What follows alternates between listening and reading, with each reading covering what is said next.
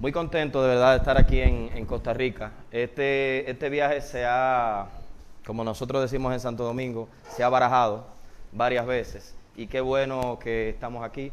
Quiero agradecer a la dirección de la escuela por invitarnos. Quiero destacar la presencia del presidente del Colegio Dominicano de Ingenieros y Arquitectos de la República Dominicana, el arquitecto Guariones Gómez, recién salidito del horno porque tiene tan solo 2 días que inició su gestión, y el expresidente saliente del Colegio Dominicano de Ingenieros y Arquitectos de la República Dominicana, el ingeniero Juan Cruz, que nos acompaña, así como el ingeniero Mario Gómez también, que nos acompañan esta tarde. Espero que este tema, que es un tema muy importante, sobre todo para conocer las distintas características y las distintas visiones que tienen nuestras ciudades, y por qué no el crecimiento que ha venido cómo ha venido evolucionando durante los últimos años nuestras ciudades. Vamos a ver aquí una gran similitud entre las ciudades caribeñas y las ciudades centroamericanas, con distintas facetas desde el punto de vista sociocultural, pero sin embargo con la misma esencia de ciudad. Y para iniciar esto, siempre hacemos una reflexión donde decimos, en este caso, que las ciudades son entes en constante movimiento y hay que recorrerlas para conocerlas y entenderlas. Si nosotros, como ciudadanos, no conocemos nuestra ciudad, no vamos a dar respuesta adecuada a las necesidades que van surgiendo en nuestras ciudades. Y les pongo un ejemplo. Nosotros los planificadores de ciudad, y siempre hago ese ejemplo, somos muy buenos en el papel, somos muy buenos presentando soluciones a nuestras ciudades. Sin embargo, muchos de nosotros no nos montamos en el metro en las horas pico. Muchos de nosotros no nos montamos en los autobuses cuando salen de la universidad. Muchos de nosotros no caminamos la ciudad a pie, no conocemos la esencia misma de nuestra ciudad. Y es importante que las soluciones a nuestras ciudades no salgan desde un despacho con aire acondicionado y muchas mesitas de plano, los mejores programas de AutoCAD, los mejores programas de Revit. Eso va más allá de esa sensibilidad social que debemos de tener nosotros. Y es precisamente por esto que queremos empezar con esta parte, que las ciudades en nuestras manos. ¿Qué responsabilidad nosotros como ciudadanos comunes tenemos en nuestras ciudades? Nos quejamos mucho de que las autoridades municipales, gubernamentales, no hacen cosas por el bien de la ciudad, pero no nos preguntamos qué hacemos nosotros como ciudadanos por nuestras ciudades.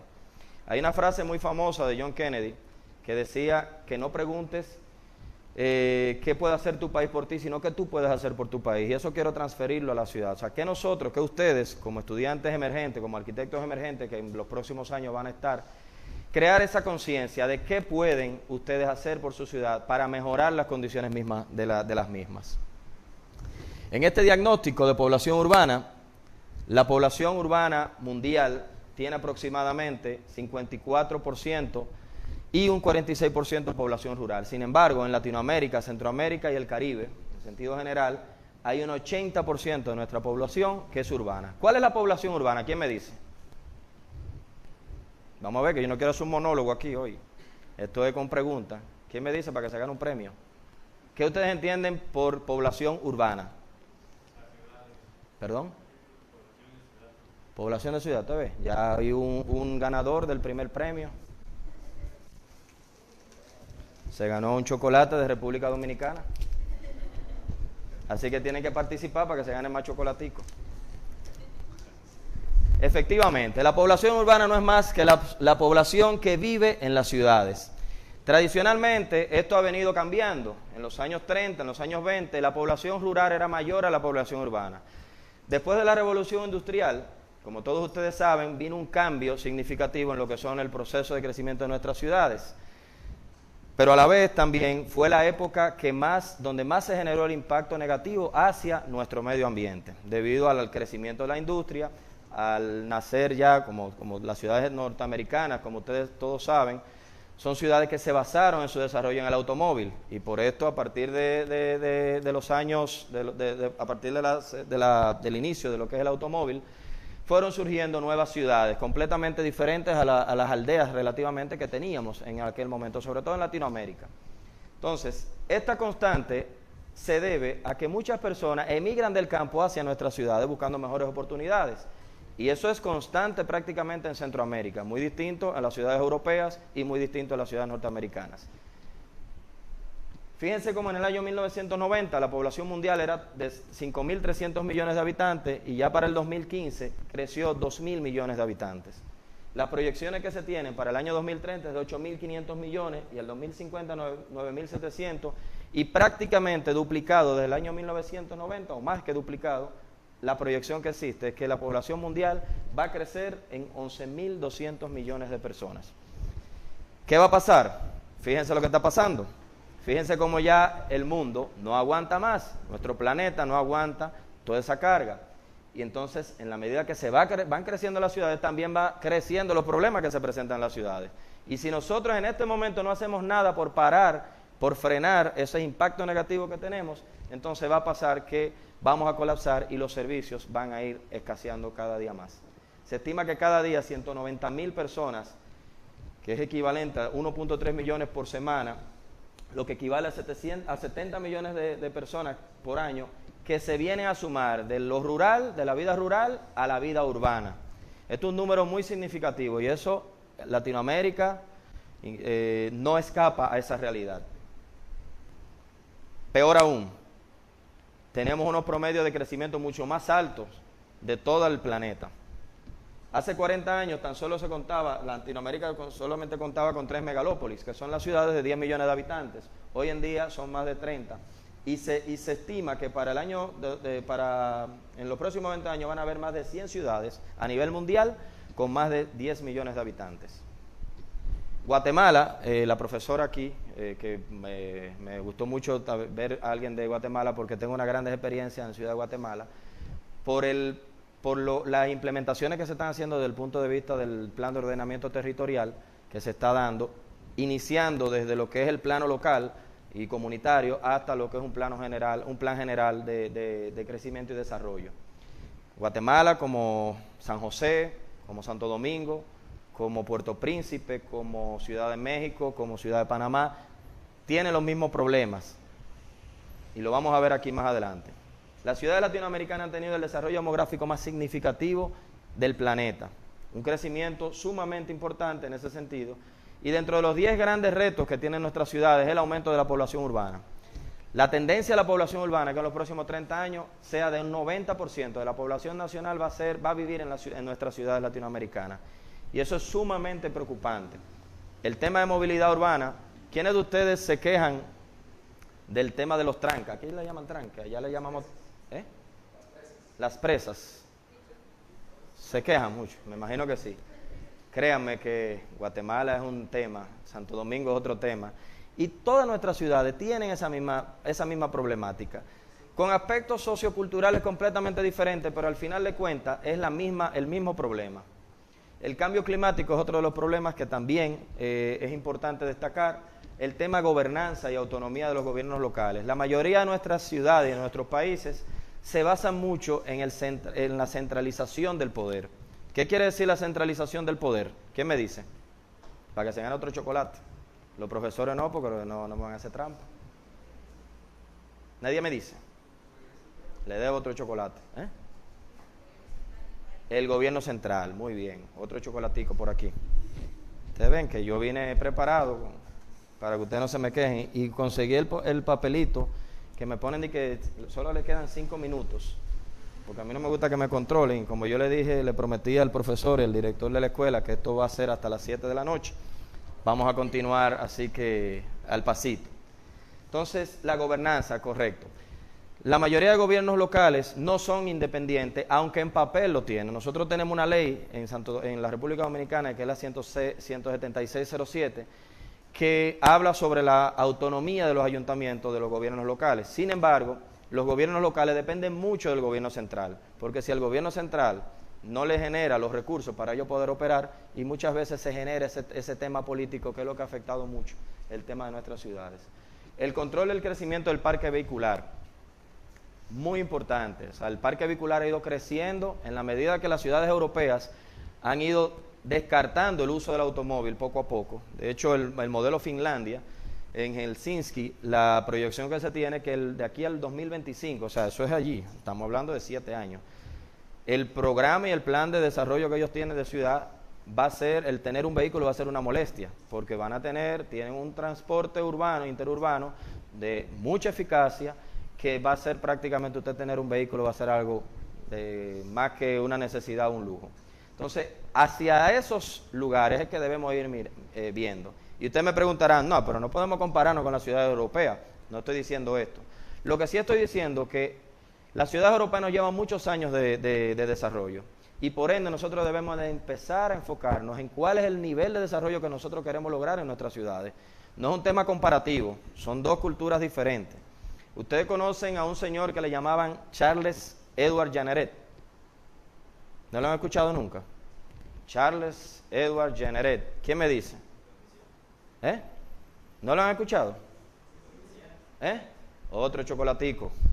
Le Corbusier, ¿lo han estudiado? ¿Lo han escuchado?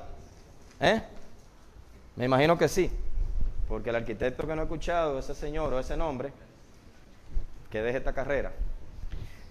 Charles Edward Jeanneret, Le Corbusier, mejor conocido como Le Corbusier, para que ustedes vean que los grandes genios también se equivocan, diseñó una ciudad en la India llamada Kandahar.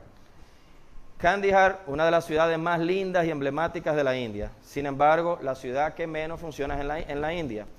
¿Por qué? ¿Quién me dice? Nadie. Los esquemas de ciudad de Le Corbusier son los esquemas europeos. En la India tiene un método sociocultural completamente diferente a las tradiciones europeas.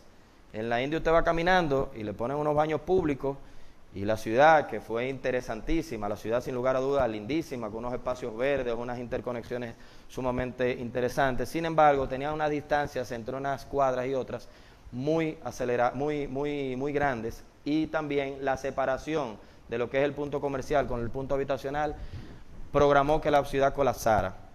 Hoy en día una ciudad que está superpoblada, con una gran cantidad de un parque vehicular muy alto, y por ende no funciona de la manera como se diseñó originalmente.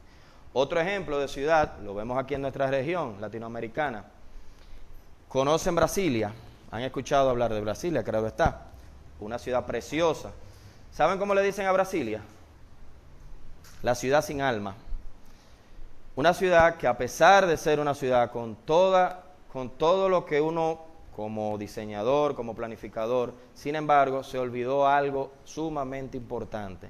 Quien hace la ciudad es la gente. Y me refiero a Jane Jacobs en Nueva York. Cuando Nueva York se quiso intervenir en un momento determinado, Jane Jacobs, que no era urbanista ni era arquitecta, era simplemente una periodista e investigadora, propuso y promovió todo lo que era un sistema de vinculación social. Y hoy en día Nueva York, basado en esas estrategias que planteó en ese sentido Jane Jacobs, compitiendo con uno de los grandes constructores de Nueva York, como Robert Muses, que era el ideólogo de lo que era el alcalde en ese momento, le tumbó el pulso a la alcaldía, al mayor, como le llaman en Estados Unidos. Le tumbó el pulso. ¿Por qué? Porque por primera vez se ve al individuo, a la gente, como parte fundamental de la ciudad. Ya las ciudades tienen que crecer concentrándose en la gente. No hay manera de que una ciudad crezca solamente de edificios, y los edificios bonitos, sin embargo, que la gente no se conecte. Es muy importante el factor humano en el crecimiento de las ciudades. Los espacios públicos de calidad es otro problema que también tenemos en nuestras ciudades latinoamericanas. Y muchas de nosotras, como Santo Domingo, si me trae un poquito de agua, porfa, se lo voy a agradecer. Muchas de las ciudades nuestras, como Santo Domingo, por ejemplo, a nivel cuantitativo, tenemos una gran cantidad y estamos por encima de los parámetros que tiene Latinoamérica. Tenemos, por ejemplo, en la circunscripción número 1, Santo Domingo está dividido, para que ustedes tengan una idea, cónchale, qué pena que no tenemos una pizarrita por aquí, pero para que ustedes tengan una idea, Santo Domingo está dividido en el Distrito Nacional, que es el casco urbano, el área metropolitana de lo que es la ciudad. Está también la provincia de Santo Domingo, que comprende 5 municipios, que es Santo Domingo Norte, Santo Domingo Este, Santo Domingo Oeste, que son municipios que componen en lo que es el Gran Santo Domingo conjuntamente con el Distrito Nacional. La ciudad de Santo Domingo, en todo lo que es el Gran Santo Domingo, son 4 millones de habitantes aproximadamente. mientras que en el distrito, que es el casco principal, tiene 1 millón de habitantes, pero hay una población flotante de 1 millón de habitantes más en un territorio de 98 metros cuadrados. En ese distrito que le hablo, está dividido en 3 circunscripciones, la número 1, la número 2 y la número 3. La número 1 tiene una densidad poblacional de 7.000 habitantes por kilómetro cuadrado, la número 2 muy similar, 7.200 habitantes por kilómetro cuadrado. Sin embargo, la número 3 tiene una densidad poblacional de 27.000 habitantes por kilómetro cuadrado. Tenemos en la número 1 13.95 metros cuadrados por habitante de área verde. En la número 2 tenemos 10.95. Pero cuando nos vamos a la número 3, que es la más desprotegida, que es donde están los asentamientos informales más significativos de Santo Domingo, se nota una gran diferencia. Tan solo hay un 0.80 metros cuadrados por habitante. ¿Qué quiere decir esto? Que la calidad de vida en la informalidad es mucho menor que la calidad de vida donde hay más formalidad. Y es a esto que debemos de enfocar nuestras investigaciones y proyectar nuestras propuestas de mejorar esos espacios, no solamente desde el punto de vista cuantitativo, sino desde el punto de vista cualitativo. De nada nos sirve tener un parque, por decir que tenemos parque, pero que el parque esté abandonado. Y es a esto que me refiero en ese sentido. El exceso de automóviles, como dije, es uno de los grandes problemas. Estamos hablando que los vehículos, por ejemplo, de cada mil en México, es uno de los grandes problemas. En México promedio se toma 40 minutos para ir y venir del trabajo a su casa y de su casa al trabajo. Imagínese usted cómo se refiere eso a nivel de días en el año. Más de 15 días usted pierde nada más en tranque, en tapones, en presas, ¿qué le dicen aquí? Más de 15 días al año, de los 365 días, usted lo dura en un tapón. Y su vehículo dura aproximadamente estacionado el 90% del tiempo que usted lo usa, del día. Usted solamente usa el 10% del día en el vehículo. El cambio climático, otro de los factores, el agua, la calidad del servicio del agua es otro gran problema. Y le voy a poner el ejemplo de Haití. Todos ustedes conocen de Haití. Es el país más pobre, prácticamente el segundo país más pobre del mundo. Haití es nuestro vecino. Es la única isla que comparte 2 naciones. Y Haití tiene unas realidades socioculturales y unas realidades urbanas muy diferentes a las realidades de República Dominicana. República Dominicana es un país que ha ido creciendo, ha ido teniendo una economía muy pujante en los últimos 30 años. De hecho, es una de las economías de mayor crecimiento en Latinoamérica, en la región, y eso nos debe de hacer sentir orgullosos en ese sentido. Y la ciudad, lógicamente, ha sentido ese impacto positivo desde el punto de vista económico. Hoy en día, Santo Domingo es una ciudad muy moderna, con edificaciones es un crecimiento vertical sumamente importante. Nosotros tenemos ya edificaciones de 40 niveles por doquier. Esto se debe a varios factores. Sin embargo, Puerto Príncipe tiene una realidad completamente diferente a la realidad de la ciudad de Santo Domingo. Para que ustedes tengan una idea, tan solo el 25% de la población de Puerto Príncipe tiene acceso a agua potable. ¿Por qué digo agua potable? Porque a pesar de que le lleva el agua, la calidad de esa agua no cumple con los estándares requeridos. ¿Qué significa esto? El 80% de la población haitiana, el 75%, perdón, de la población haitiana cruza la línea de la pobreza. O sea, está considerada, de la población de Puerto Príncipe me refiero, está considerada pobre extrema. Los niveles de contaminación de la ciudad de Puerto Príncipe son muy altos debido a la gran cantidad de urbanizaciones informales que han surgido durante todos estos años en Haití, en la ciudad. Y esto es uno de los grandes problemas. Por eso, mucha de la población que nosotros tenemos, ¿quién es de Nicaragua acá? ¿Hay algún estudiante de Nicaragua? No. Bueno, nosotros tenemos una situación migratoria con Haití, donde tenemos hoy en día, de la población total de nuestro país, hay 2 millones de habitantes de origen haitiano. Mal contados, ¿verdad? Según el último censo del 2010, tenemos más de 2 millones de habitantes que residen en Haití. Pero un 70% de las parturientas que dan a luz en los hospitales nuestros, en los hospitales públicos, son de descendencia haitiana, que vienen de Haití, dan a luz en República Dominicana Y eso ha generado también unos controles migratorios que nosotros tenemos ahora mismo muy significativos. No es un tema racial. A veces a nivel internacional vemos que se habla de que los dominicanos no quieren saber de los haitianos. Hay un tema de soberanía nacional que es importante de mantener, y es lo que nosotros estamos manejando en este sentido. Pasa aquí. Costa Rica tiene el mismo problema, por ejemplo, con Nicaragua, con algunas migraciones también ilegales que tienen que también tener los controles del lugar.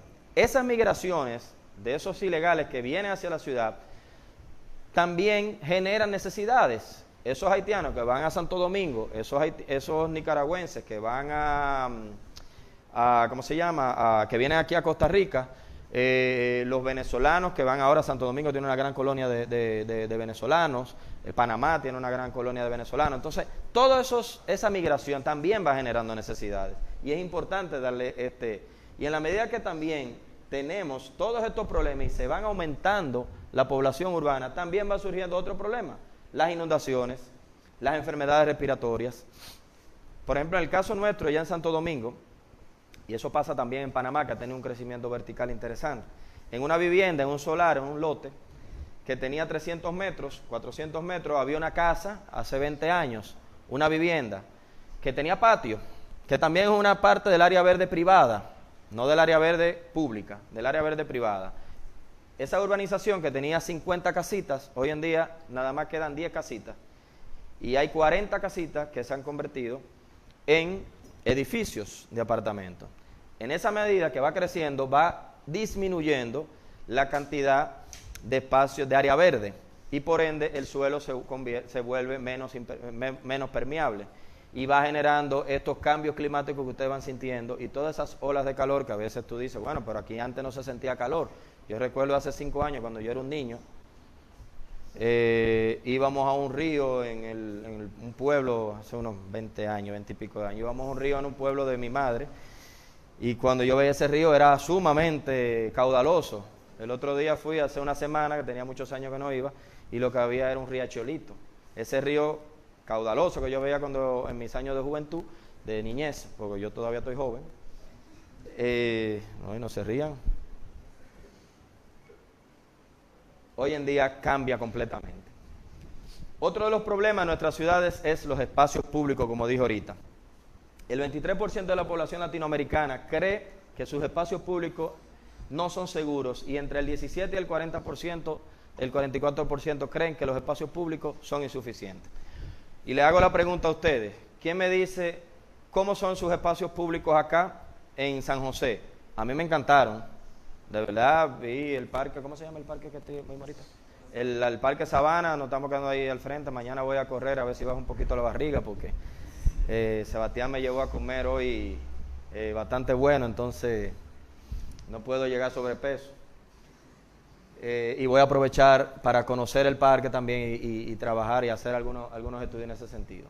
Veo que aquí en San José hay unos buenos niveles de espacios públicos, sobre todo de calidad, que es lo que buscamos. O sea, calidad en el espacio público. De nada sirve tener un espacio público y que el espacio público no funcione. Fíjense este comparativo que vamos a ver ahora. Hemos escuchado hablar de Cancún, esa zona turística mexicana muy bonita, donde van los cruceros, y para allá voy yo, para allá vamos en diciembre, con Dios delante, me va a pasar año nuevo para allá. Fíjense cómo era lo que era Cancún. Este es Fíjense lo que era Cancún, la región de Cancún, en el año de 1979. Esa huella urbana que ustedes ven ahí. ¿Sabe lo que es la huella urbana? Lo que no anda urbanismo todavía. ¿Quién me dice? La huella urbana. O lo que lo dieron, está bien. Ayúdame, profe, que yo quiero también regalarle un chocolate a los profes.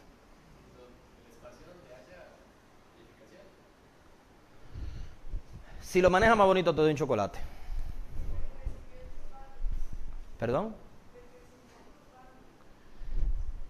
Sí, la mancha urbana es el reflejo de cómo ha ido creciendo básicamente las ciudades, desde el punto de vista cómo se han ido,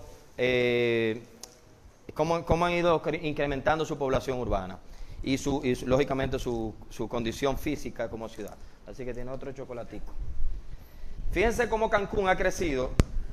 Y hoy en el año 2009, fíjense ya cómo esa huella urbana, esa mancha urbana que ustedes ven ahí, huepa, espérense que me fui más para adelante. Cómo esa huella urbana ha ido creciendo de manera significativa. Es una constante en todas nuestras ciudades. Y vamos a verlo aquí. Ciudad de Guatemala. Les tengo que decir que Guatemala para mí es uno de los modelos de ciudad más interesantes. Independientemente de que ha tenido también situaciones como todas nuestras ciudades, pero Guatemala creció bajo un concepto radial de ciudad y fue creado por 25 zonas, si me ayuda profesora, 25 zonas, ¿verdad? 25 zonas que están distribuidas dentro de un crecimiento radial de la ciudad. Sin embargo, producto de los asentamientos informales, de la inestabilidad política que generaron muchas veces esos asentamientos informales, se fue prácticamente desvaneciendo la idea y la visión original de lo que era el crecimiento y la planificación que iba a tener la ciudad de Guatemala. Pero eso no pasa a todas nuestras ciudades, centroamericanas, latinoamericanas, todos hemos tenido dictaduras, todos hemos tenido crisis políticas importantes, hemos tenido invasión. ¿Qué genera eso? Que en la medida que vienen y salen esas crisis, van creciendo unos asentamientos informales que después que ya se concentran es muy difícil pararlo. Entonces, fíjense cómo Guatemala en el año de 1950 solamente cubría esa zona. Recuerden cuando hablé ahorita del crecimiento de la población urbana, cuando en los años 30 era tan solo un 30%, hoy es todo lo contrario. Fíjense cómo ya en el año 2000 esa huella urbana fue creciendo y fíjense cómo ya en el 2006 va abarcando, imagínense cómo está en el 2018. Este ha sido la constante de crecimiento de prácticamente todas las ciudades centroamericanas y del Caribe. El caso de Managua me llamó mucho la atención. Nosotros tuvimos hace un mes y medio en Managua, y el crecimiento de Managua es completamente horizontal, pero a diferencia de otras ciudades donde la población informal se ubica en puntos específicos, en Managua la población informal y los asentamientos informales son muy dispersos. ¿Qué ha generado esto? Un crecimiento horizontal sumamente significativo que ha dado al traste con grandes problemas urbanos que también se le está dando hoy en día con el mismo plan de ordenamiento territorial, se está dando respuesta a estos temas. Fíjense cómo ha ido creciendo Managua, al igual que prácticamente todas las ciudades latinoamericanas y centroamericanas, eran, con excepción de las grandes ciudades, lógicamente, como Ciudad de México, Buenos Aires, eran pequeñas aldeas, y miren ya cómo cubre ese territorio hasta llegar al año 2009. Fíjense ya cómo todo lo que es, y fíjense en tan solo 10 años cómo ha habido la diferencia, y en la medida que va creciendo la huella urbana, se van reduciendo los espacios verdes, que sirven como áreas de amortiguamiento a lo que son estos crecimientos.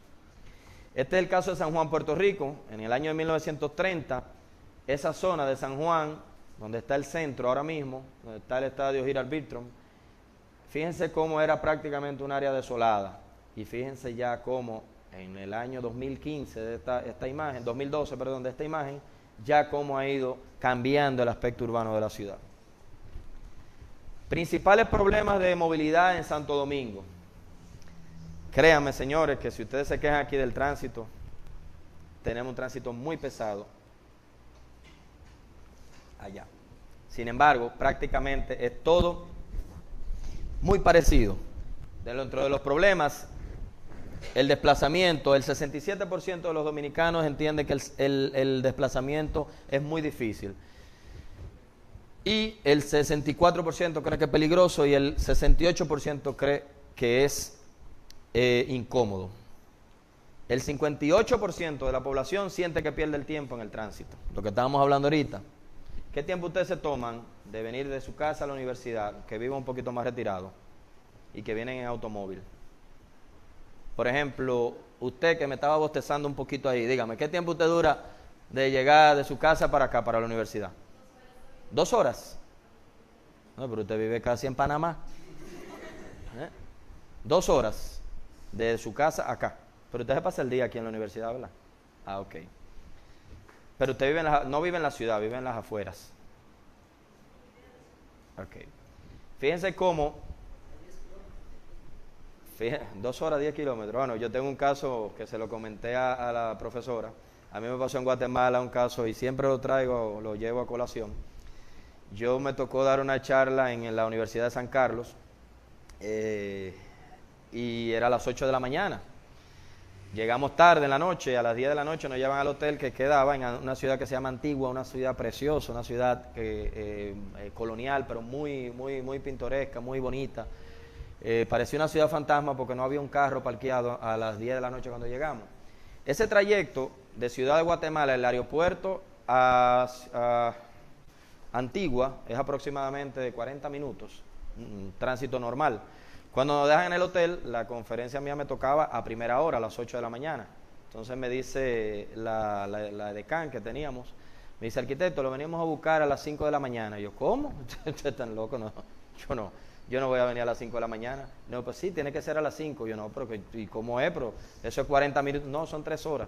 Yo duré un trayecto que normalmente se toma 40 minutos, duramos 3 horas. Nosotros llegamos a las 8:05 y me fueron a buscar puntual a las 5 de la mañana. Y llegamos a las 8:05 de la mañana a la Universidad de San Carlos, a la puerta de la Universidad de San Carlos. Fíjense que eso no es nada más aquí, eso es en Guatemala, en Panamá, eso es caótico también.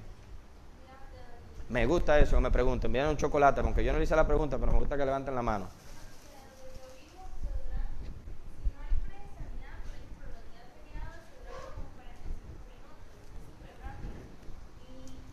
Hágame el favor. Eso pasa, eso no pasa a todos. A veces en distancias muy pequeñas tenemos unos recorridos de 20 minutos. Por eso les decía que se pierden solamente en tranques. En Latinoamérica, más de 15 días al año en tapones, en tranques, en presas, como ustedes le llaman aquí.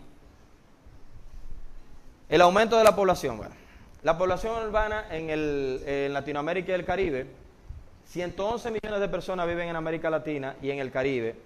Todavía, de 111 millones de la cantidad de habitantes, aproximadamente 25% de nuestra población latinoamericana vive en tugurios o asentamientos precarios. ¿Qué son los tugurios o asentamientos precarios?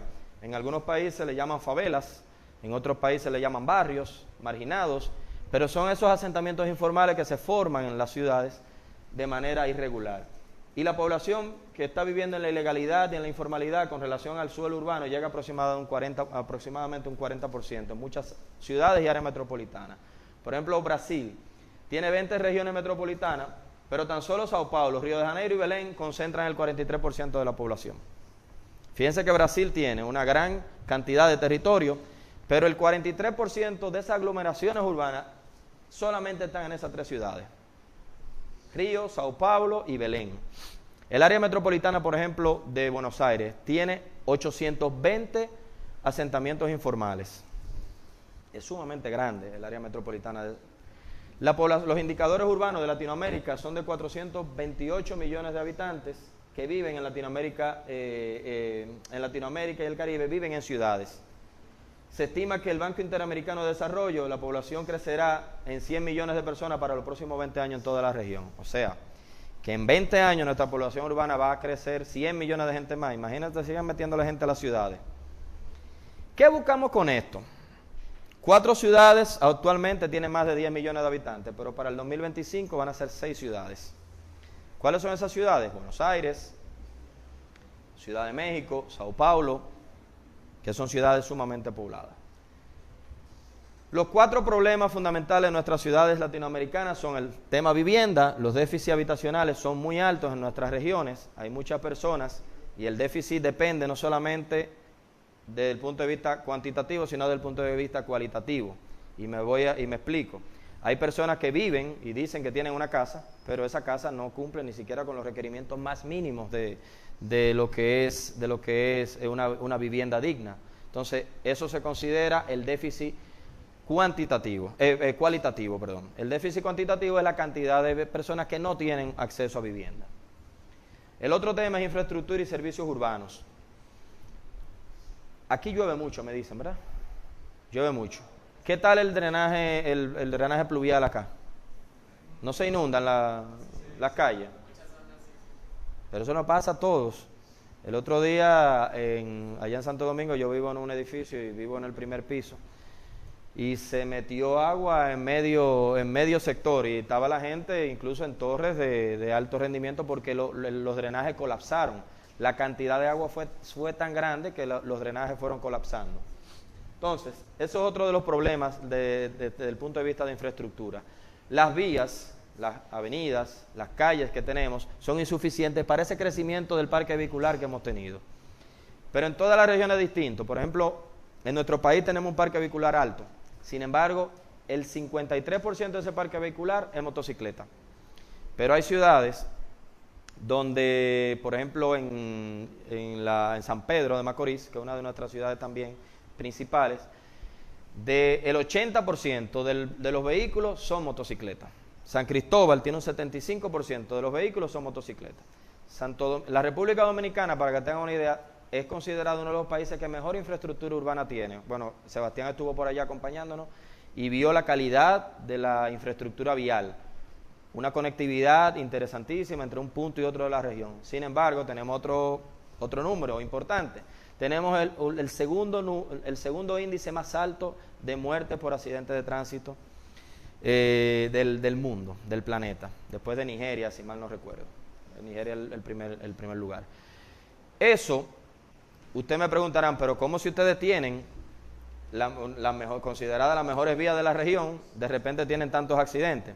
Hay varios factores fundamentales. El tema motocicleta, de esas muertes que tenemos por accidentes de tránsito, un 53% son provocadas por accidentes de motocicletas.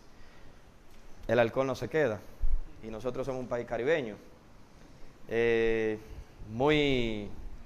Siempre tenemos un problema con ustedes los costarricenses, que dicen que son el país más alegre, pero vamos ahí. República Dominicana y Costa Rica van ahí. Eso es cabeza con cabeza. Entonces nuestro país es muy particular en ese sentido y el factor también de bebidas alcohólicas, accidentes por bebidas alcohólicas es muy alto. La gobernanza, como dije ahorita, hace un momento, el ahorita de aquí es el ahora, es igual que a nosotros el ahorita es más tarde. Entonces este tema de gobernanza, como hablamos hace un ratito, yo tengo que aprender a hablar dependiendo de la región donde, créanme que es una mezcla, porque a veces estoy en un lugar que no debo decir cosas y en otro debo decir otra, entonces se me complica a veces dentro del mismo español, por eso es la riqueza de nuestro idioma español. El hábitat urbano es la gobernanza, que es uno de los aspectos más fundamentales. En la medida que nosotros podamos lograr esa autonomía de los gobiernos locales y que los gobiernos locales puedan desarrollar su provincia, en esa medida vamos a amortiguar lo que es el proceso de crecimiento de nuestras principales ciudades. Y vamos a ver ahora la importancia de las ciudades intermedias. Y quiero preguntarle qué ustedes entienden por ciudades intermedias. ¿Quién se quiere ganar otro chocolate? Contesten rápido, se están acabando.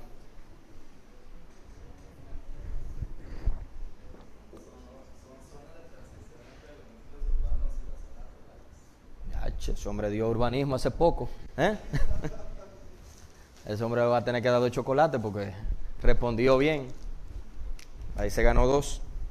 Repártalo con su compañero. Efectivamente, esas zonas a lo que le llamamos, perdón que voy a avanzar un poquito con esto porque si no nos vamos a quedar hasta las 10 de la noche, créanme. Esas zonas a lo que nosotros le llamamos ciudades intermedias son esas zonas que se han desarrollado alrededor de las grandes ciudades. Las ciudades intermedias pueden llegar a ser ciudades de 500,000 habitantes, que si bien es cierto, una ciudad de 500,000 habitantes también genera necesidades importantes. Sin embargo, en la medida que nosotros desarrollemos la importancia de generar y de desarrollar esas ciudades intermedias, en esa misma medida vamos a ir mejorando y amortiguando ese crecimiento urbano que vamos teniendo en nuestras ciudades principales. Aquí, uno de los grandes problemas, por ejemplo, y vamos a hablar ahora antes de entrar al tema de las ciudades intermedias, para desarrollarlo más adelante, quiero hacer un paréntesis. La inseguridad y el crimen son amenazas sumamente serias al hábitat urbano. 9 de las 10 ciudades con las tasas más grandes de homicidio del mundo están en la región latinoamericana. ¿Ustedes sabían eso? De 9 ciudades en el planeta, de 10 ciudades en el planeta, hay 9 que están en nuestra región. Eso es sumamente preocupante y debemos de enfrentarlo, y es precisamente para esto que son estos foros y estas intervenciones. Las ciudades en América Latina se están haciendo cada día más densas, y el área ocupada por las ciudades se está expandiendo muy rápido.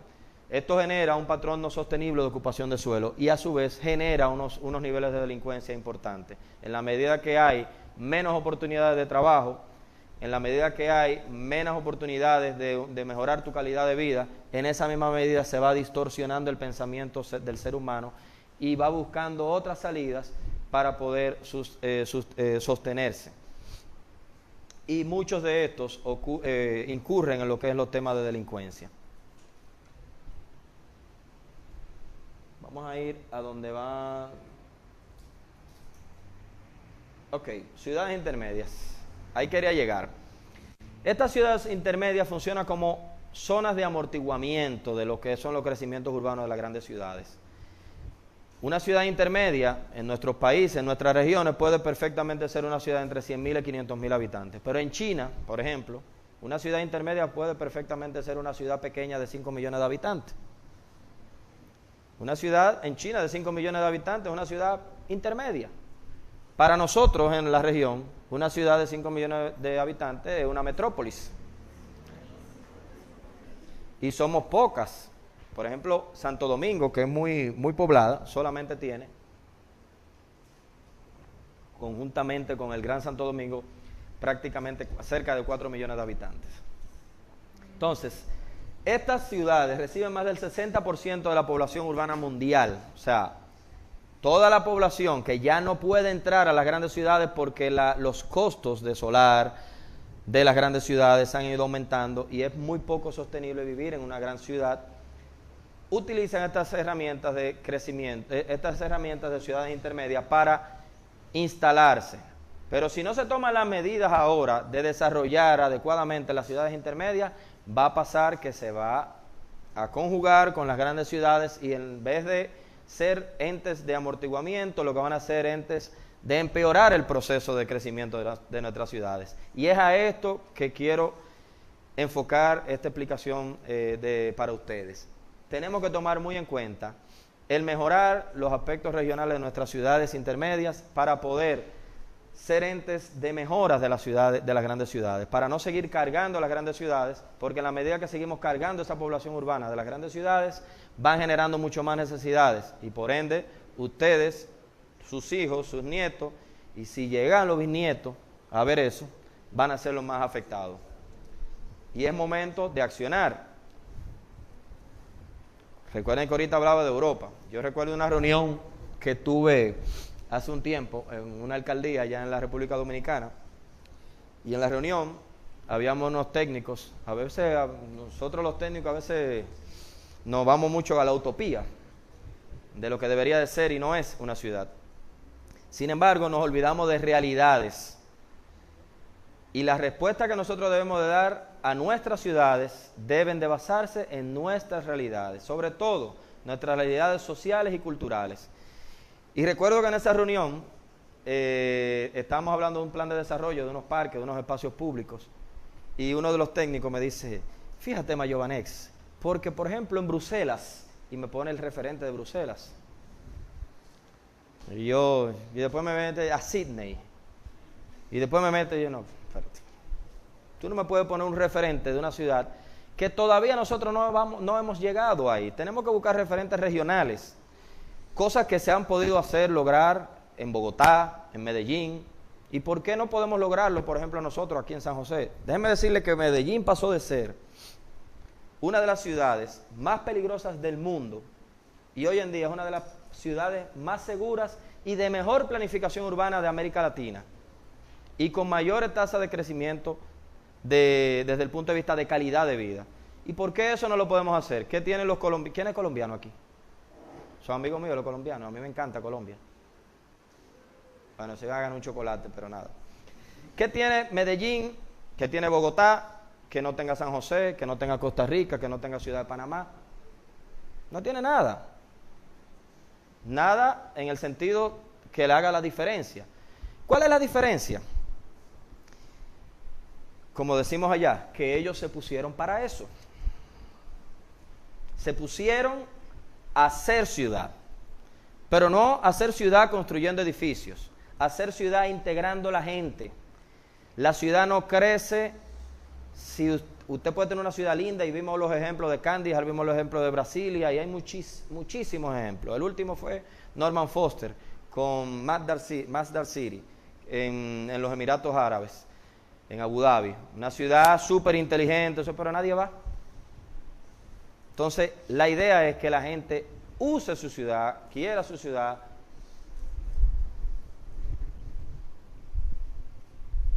A mí no me van a controlar. Esto hasta las 7. Mentira. Quieran su ciudad, ya me están cortando. Entonces, que me desconcentran. Sebastián, cuando estamos, me quita el hilo de la... Entonces, el objetivo nuestro y de ustedes debe de ser no solamente generar ciudad desde el punto de vista de planificación física, de territorio, sino también de vinculación social, de vincular a la gente a esos procesos de cambio.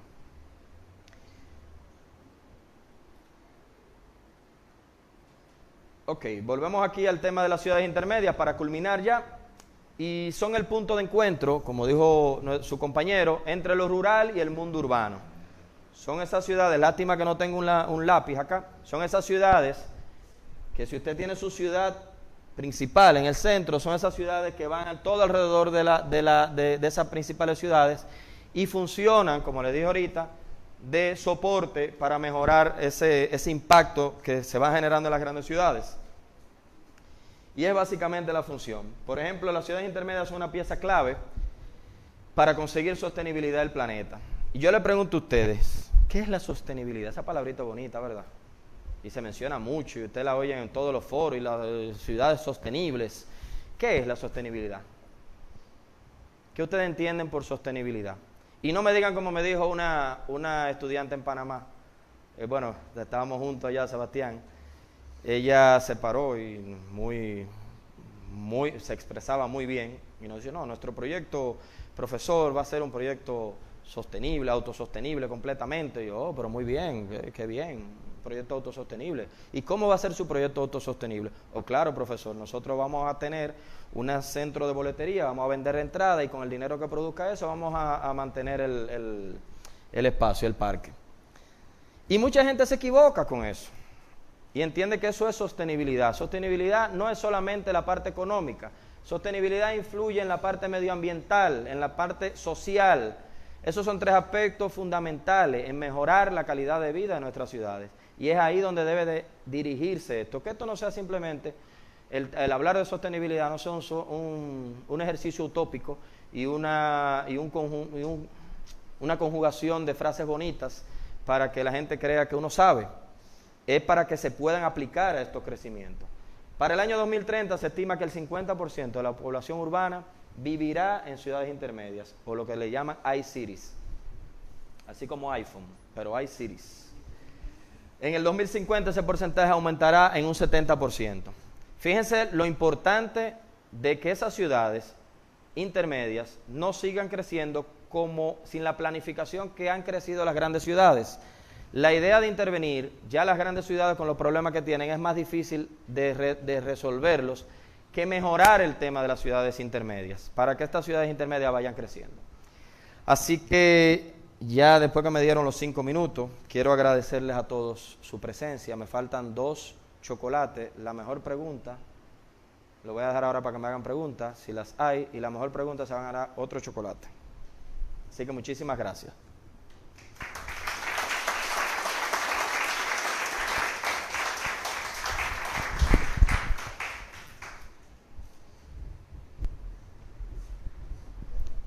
¿Me quedo aquí mismo? Chicos, sí. Okay. Sí. Preguntas específicas. No se asusten acerca de cualquier interrogante que tengan. Todo es absolutamente válido aquí, sin importar el nivel de la pueden preguntar, o sea, con toda confianza, que precisamente estamos aquí, no solamente yo, sino aquí hay también otros profesionales y otros profesores de aquí que también puedan. La respuesta que yo no me sé, no me la puedo inventar, sino que me van a ayudar los profesores. Bueno, Alejandro, ¿verdad? Mi pregunta es, usted habló al final sobre la sostenibilidad, ¿verdad? Que eso genera y que apoya las ciudades intermedias, apoyan a las ciudades principales. Entonces, con respecto a esto de la sostenibilidad, yo quería preguntar si usted cree que es posible en un plano, no sé, o a qué plazo la sostenibilidad será. O sea, ¿cómo podemos nosotros alcanzar la sostenibilidad en estas regiones de Costa Rica? A corto plazo, sí, tal vez, o medio plazo. Fíjate, el tema de sostenibilidad, llegar a ser ciudad sostenible no es un tema de que ganó Johnny Arraya. Es que ganó Johnny Arraya y va en 3 años, en 2 años, va a resolver el problema. No es un problema de 1 año, de 2 años, es un problema de política de Estado, un problema que se va a ir mejorando. El tema sostenibilidad va a ir mejorando a través de los años, a través de un sinnúmero de factores como la educación ciudadana, el manejo de nuestros espacios públicos adecuadamente, el cuidado de nuestro medio ambiente. O sea, son muchos factores que no se va a resolver el problema en 1 año. Lo que le ha costado a las grandes ciudades llegar a ser consideradas sostenibles. Nosotros tenemos muchos ejemplos de sostenibilidad dentro de la región. Nosotros tenemos, por ejemplo, Curitiba. Curitiba, sin lugar a dudas, es uno de los ejemplos a nivel de sostenibilidad más importante que tenemos. Y no empezó ahora. Curitiba está desde los años 60 hablando de sostenibilidad y de crecimiento sostenible. Pero con un tema de política de Estado, con un tema de política regional que le va a permitir a nuestra ciudad ir creciendo en ese enfoque. No es un tema que se va a resolver porque ganó ahora en nuestro país David Collado, porque aquí Araya, porque por ejemplo en otro ganó el otro síndico, el otro alcalde. Es un tema de política, es un tema de que se debe de tener una política firme, no variable, porque llegó otro alcalde, ahora va a cambiar la película y va a poner otra película. Es un tema de política de Estado. Ahí yo voy a complementarte un poco, Mayo.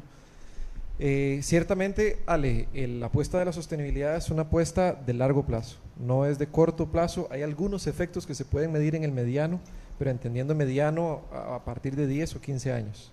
Antes de eso, realmente es ilusorio pensar en hablar de sostenibilidad.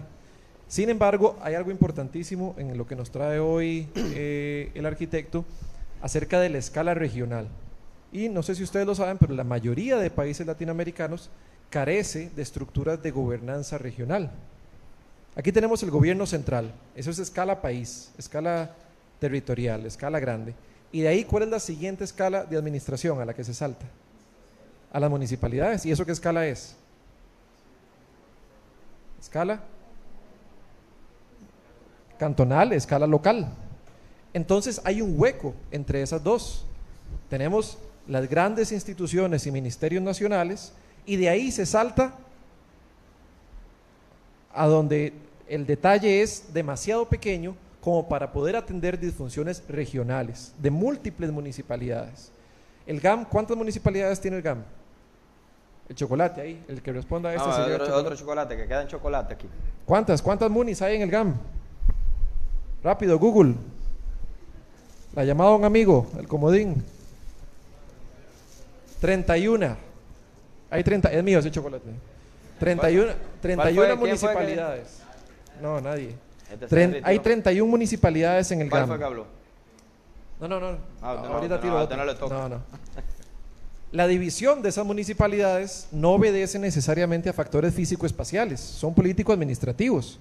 Por eso Tres Ríos pertenece, por ejemplo, a la provincia de Cartago, pero operativamente y cotidianamente, la dinámica de Tres Ríos, ¿a dónde es y con quién se relaciona? Con San José. ¿Tiene sentido físico-espacial que le pertenezca a Cartago? No, es político-administrativo, nada más. Hay algo que quiero agregar, perdón que te interrumpa en ese sentido, y es el tema de mancomunidad de esos municipios. Por ejemplo, en el caso nuestro, yo mencioné que tenemos el Distrito Nacional, tenemos 5 municipios que comprenden lo que es el Gran Santo Domingo conjuntamente con el distrito.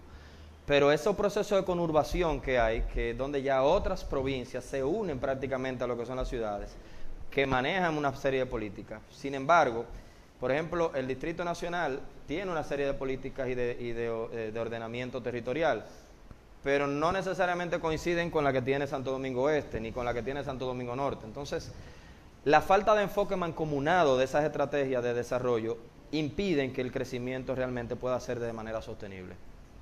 Exacto. Entonces, justamente una de las claves que nosotros tenemos una deuda enorme es la gobernanza a escala regional, que involucre a múltiples municipalidades que intercambian entre sí dinámicas ambientales, dinámicas económicas y dinámicas sociales.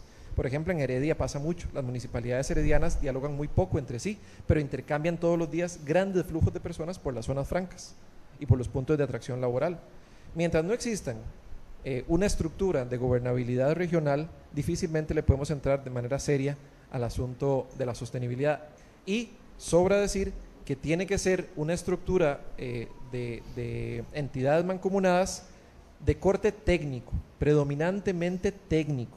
No puede ser predominantemente político. Habrá una designación política, naturalmente, como en todo, pero la mayoría de los integrantes de una estructura de gobernanza regional debería ser personal técnico, altamente técnico, porque muchos de estos criterios a veces generan desbalances económicos entre municipalidades y eso solo se puede argumentar desde un planteamiento técnico. Otra preguntita, que queda otro chocolate aquí. Yo iba a traer unos, allá hacemos un plato muy típico que se llama pan con salami, pero no me dejaron traer el salami en el avión, no lo pude cortar.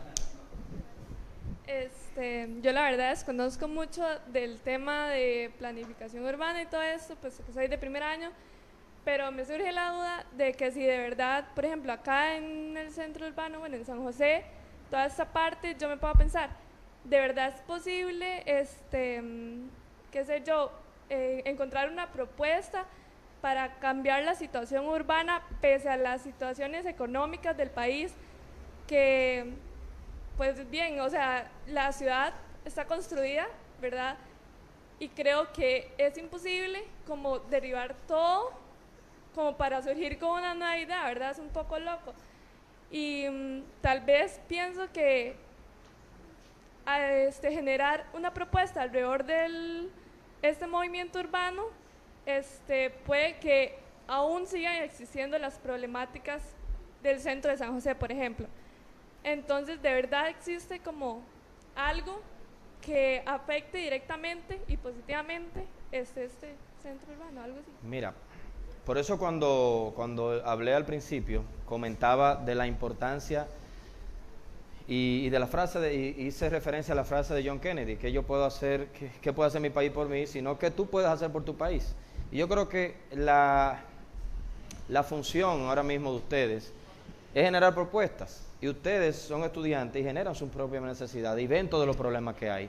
Y esto es una gran oportunidad. Yo creo que la arquitectura es una de las carreras más completas porque tú tienes que ser psicólogo, tienes que ser sociólogo, tienes que ser hasta médico a veces. Pero si te cortaste con la cuchilla también tienes que buscar la manera de ponerte tu curita. O sea, abarca mucho. Entonces yo creo que es una gran oportunidad que ustedes puedan empezar a cambiar la visión de lo que hemos venido teniendo como ciudad. Y sí se puede. Por eso hice referencia al caso Medellín. Nosotros, por ejemplo, en Santo Domingo hemos crecido mucho como ciudad. Hace 20, 30 años Santo Domingo era una aldea prácticamente, una ciudad, bueno, no había tapón, no había verja, una ciudad. Y hoy en día Santo Domingo es considerada ya prácticamente una metrópoli. Por ejemplo, nosotros tenemos uno de los grandes problemas a nivel regional es el tema de transporte interurbano, transporte público. En el caso nuestro, el transporte público, el 90% lo manejan los sindicatos o empresarios del transporte y tan solo el 10% lo maneja el Estado. Mientras el tema transporte no sea una política de Estado, de mejorar y de desarrollar un plan real de transporte, ese tema va a ser un tema muy caótico para nosotros. Por ejemplo, el metro ahora mismo fue una de las grandes obras que hemos tenido en los últimos años. Hoy en día tiene ya 3 líneas de 14. Bueno, aquí está uno de los contratistas, el ingeniero Mario Gómez, trabajó como contratista durante muchos años en el metro y conoce bien la temática. Hoy en día son 3 líneas de metro que movilizan aproximadamente diariamente 300.000 habitantes, diariamente. Conjuntamente con el autobuses ONSA, que ha bajado mucho. Entonces, en la medida que se fortalezca ese transporte interurbano, va a haber un gran problema que se va a ir resolviendo. Bueno, hoy en día se acaba de inaugurar el teleférico, que es un medio de transporte, que en Medellín, por ejemplo, que mencionaba ahorita, tiene un medio de transporte sumamente interesante, porque bajan las personas, desplaza a las personas que viven en zonas recónditas, que eran impenetrables, que hoy en día ya pueden bajar a la ciudad de una manera más decente. Y por eso te digo que regionalmente se pueden hacer cosas y hay ejemplos. Lo que hay que tener voluntad política y voluntad social, porque no solamente dejárselo a los políticos, también hay que tener una voluntad social de nosotros como ciudadanos, asumir ese compromiso y empoderarnos de ese problema. Otra pregunta, se ganó un chocolate. Ya no quedan chocolate, pero quedan preguntas. Vamos ya con la última, con una cortita allí porque tenemos que cerrar.